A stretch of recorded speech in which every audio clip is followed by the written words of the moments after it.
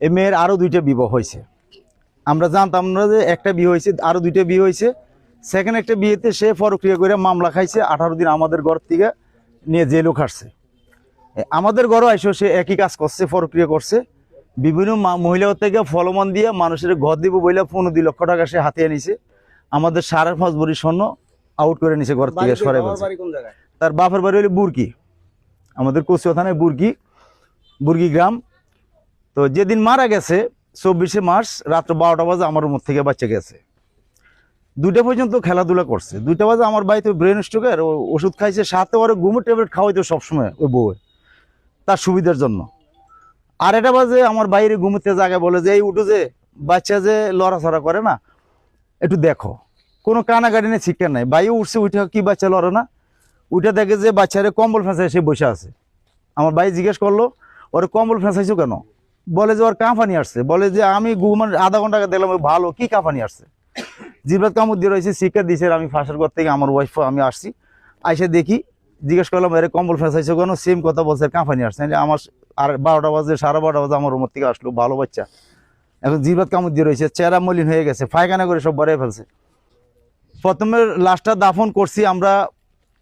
তার যে ক্রাইমগুলা, এই ক্রাইমগুলার লাশ দাফনের পরের দিন ওই যে মানুষদের যে 95 টাকা নিছে, এটা আমরা জানতাম না।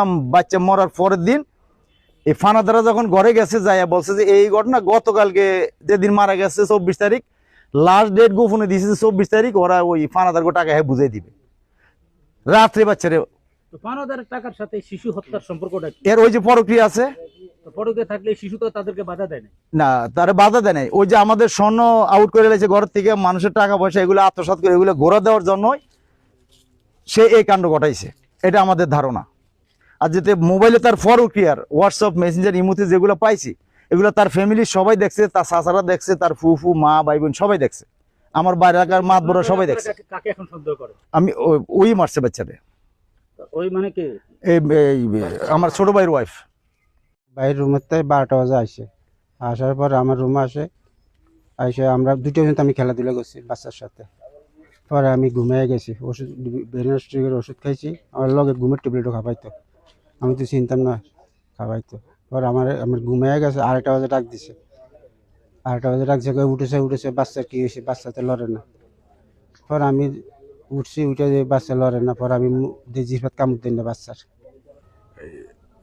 গত 25/3/2026 তারিখ এই ভিকটিম ফাহমিদা আক্তার, বয়স 2 বছর 6 মাস, মৃত্যুবরণ করে রাত অনুমান 2 কোটিকার সময়।